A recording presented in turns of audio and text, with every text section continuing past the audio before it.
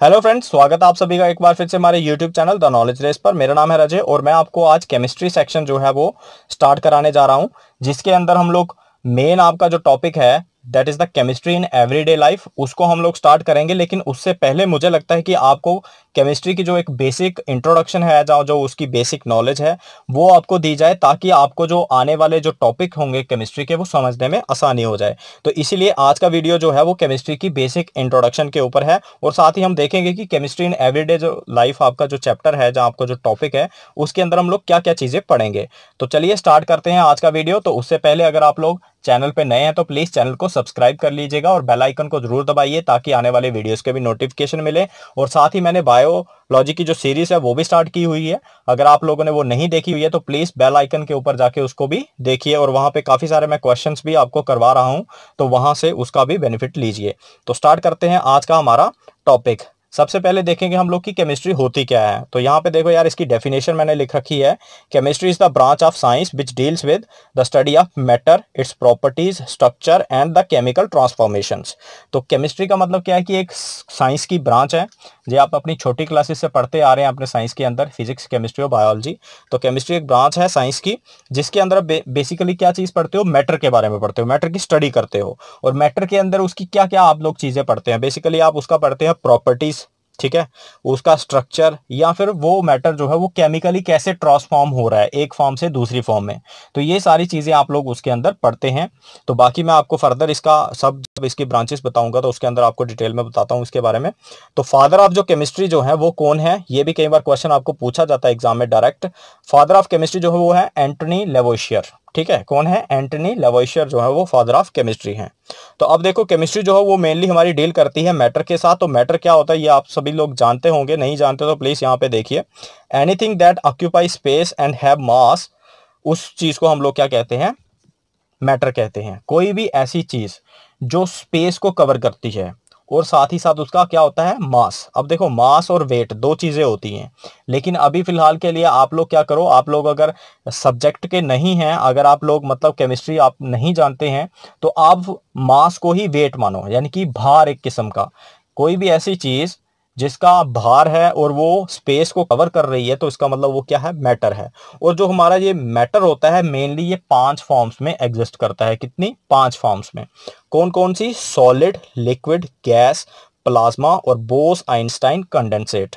तो यहाँ पे जो फर्स्ट 3 जो है वही आपकी मेन काम की हैं, और वही जो है ज्यादातर स्टूडेंट्स को पढ़ाई जाती हैं। जो 2 हैं, 4th और 5th वाली, ये जनरली हमारे किसी काम की नहीं है। इनको साइंटिस्ट ने जो है डिस्कवर किया हुआ है, लेकिन ये हमारे स्कूल करिकुलम या फिर कॉम्पिटिटिव एग्जाम्स के अंदर इनको नहीं पूछा जाता है। तो अब देखो यहाँ पे जो फर्स्ट, सेकंड, थर्ड और फोर्थ जो स्टेट ऑफ मैटर है, यानी कि सॉलिड, लिक्विड, गैस और प्लाज्मा जो है, ये बेसिकली क्या है? हमारे पास नेचुरल हैं। और जो 5th वाली जो है, ये बोस आइंस्टाइन कंडेंसेट जो है, ये मैन मेड है। इसको अभी थोड़े ही टाइम पहले जो है डिस्कवर किया गया है। तो देखो आगे क्या है हमारे पास? Branches of chemistry. केमिस्ट्री की जो है फर्दर आगे ब्रांचेस हैं, जैसे मेन 3 ब्रांचेस होती हैं: ऑर्गेनिक केमिस्ट्री, इनऑर्गेनिक केमिस्ट्री और एक फिजिकल केमिस्ट्री, जो मैं आपको नेक्स्ट बताने जा रहा हूँ। तो आइए इनको देख लेते हैं बारी बारी से। तो सबसे पहले है ऑर्गेनिक केमिस्ट्री। ऑर्गेनिक केमिस्ट्री क्या होता है? Study of chemical compounds that are mainly made of carbon and hydrogen. मतलब ऐसे कोई केमिकल कंपाउंड जो सिर्फ कार्बन हाइड्रोजन को मिला करके ज्यादातर बनते हैं। इनके अलावा कोई और भी एलिमेंट हो सकता है, लेकिन उनके अंदर कार्बन और हाइड्रोजन हमेशा होगा ही होगा। ऐसे कंपाउंड्स की जो स्टडी करती है केमिस्ट्री की ब्रांच, उसको ऑर्गेनिक केमिस्ट्री कहा जाता है। तो एग्जांपल के लिए यहाँ पे मैंने बताया, जैसे यहाँ पे मीथेन है CH4, CH3 ईथेन है, उसके बाद CH3 CH2 OH, यानी कि इथाइल अल्कोहल है। तो इसके अंदर देख रहे हैं सभी के अंदर क्या है? कार्बन और हाइड्रोजन है। तो इसका मतलब ये क्या हुआ? हमारे पास एक ऑर्गेनिक कंपाउंड है, और इन्हीं कंपाउंड की स्टडी को हम लोग क्या कहते हैं? Organic chemistry. ठीक है। तो फिर है हमारे पास इनऑर्गेनिक केमिस्ट्री। तो इनऑर्गेनिक केमिस्ट्री क्या है? मतलब ऐसी केमिस्ट्री की ब्रांच जो बेसिकली स्टडी करती है मिनरल्स को, मेटल्स को, कैटालिस्ट को, या फिर most of the elements of the periodic table. देखो आपने पीरियोडिक टेबल का नाम सुना होगा, ठीक है। ये एक ट्यूबुलर फॉर्म है हमारे पास, किसकी? उसके अंदर डिफरेंट डिफरेंट जो हमारे एलिमेंट्स हैं उनको अरेंज करके रखा गया है।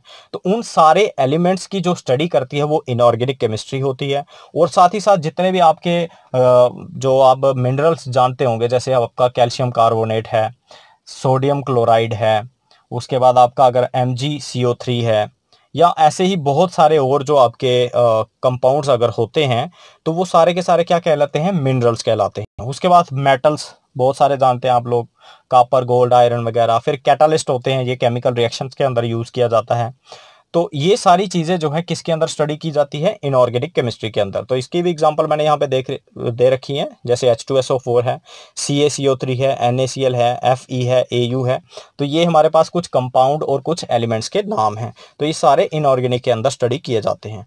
साथ ही यहाँ पे क्या लिखा है, it covers all the chemical compounds except organic compound. मतलब ये कि ऑर्गेनिक कंपाउंड्स को अगर हम छोड़ दें तो पीछे जितने भी कंपाउंड्स हमारे पास बचेंगे ना, वो सारे के सारे इनऑर्गेनिक केमिस्ट्री में स्टडी किए जाएंगे। उसके बाद आती है हमारे पास फिजिकल केमिस्ट्री। तो ये क्या है, physical chemistry the study of the physical properties of A substance, rate of a chemical reaction, the interaction of molecules with radiation and the calculation of structure and properties. ठीक है, अब देखो इसके अंदर क्या लिखा हुआ है कि जितने भी हमारे पास कोई भी एक सब्सटेंस है, अगर कोई एक हमारे पास मैटर है, उसकी क्या फिजिकल प्रॉपर्टीज होती हैं। देखो प्रॉपर्टीज दो टाइप की होती हैं, फिजिकल और केमिकल।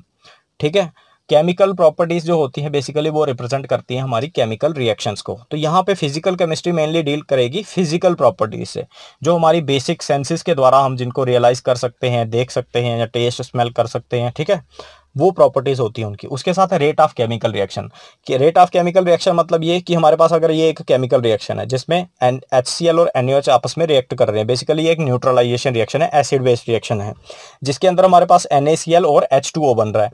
तो अब हम रेट ऑफ रिएक्शन में ये देखेंगे कि ये रिएक्शन कितनी फास्ट होगी, क्या ये रिएक्शन कम टाइम में होगी या बहुत ज़्यादा टाइम में हो जाएगी। ठीक है ना, यानी कि बहुत ज़्यादा फास्ट होगी या फिर थोड़ी स्लो होगी या बहुत ज़्यादा स्लो होगी। तो वो हमें बताता है इसका रेट ऑफ रिएक्शन जो होगा, वो चीज़ भी इसके अंदर देखते हैं। फिर रेडिएशन होती है हमारे पास, है ना, सनलाइट वगैरह होती है, उसके अंदर बहुत सारी रेडिएशंस होती है, उनके साथ जो है हमारा कोई मॉलिक्यूल या हमारा कोई मैटर जो है वो कैसे इंटरेक्ट करता है, वो भी फिजिकल केमिस्ट्री के अंदर देखेंगे।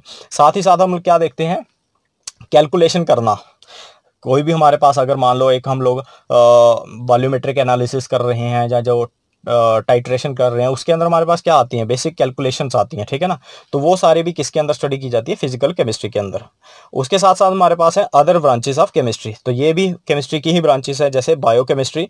तो बायोकेमिस्ट्री क्या होती है, study of chemical processes taking place in living organism. मतलब जितने भी जिंदा जीव हैं उनके अंदर होने वाली जो लिविंग प्रोसेसेस होती हैं ना, सॉरी जो केमिकल प्रोसेसेस होती हैं, उनको जो स्टडी करती है वो हमारी बायोकेमिस्ट्री करती है। फिर है एनालिटिकल केमिस्ट्री। तो क्या होती है, it is a analysis of chemical substance. ठीक है ना, it involve separation, purification and identification. मतलब कोई एक केमिकल सब्सटेंस है उसकी एनालिसिस करना। ठीक है, एनालिसिस करना कैसे करेंगे हम लोग, उसको पहले मतलब एक कोई मिक्सचर होगा उस वहाँ से सेपरेट करेंगे, प्योरीफाई करेंगे, उसको आइडेंटिफाई करेंगे, और बहुत सारे इसके अंदर स्टेप्स होते हैं। तो ये सारी चीज़ें आती हैं हमारे पास एनालिटिकल केमिस्ट्री के अंदर।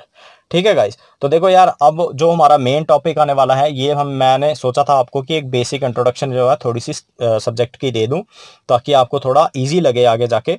तो उसके बाद जो है हमारे पास मेन आता है हमारे पास ये केमिस्ट्री इन एवरीडे लाइफ। तो इसके अंदर हम लोग पढ़ेंगे केमिकल्स इन मेडिसिन, केमिकल्स इन फूड, केमिकल्स इन क्लींजिंग एजेंट्स, डिसइंफेक्टेंट, एंजाइम्स। तो इसके अलावा अगर मुझे लगा कोई और भी इंपॉर्टेंट है तो वो भी मैं आपको कवर करवाऊंगा।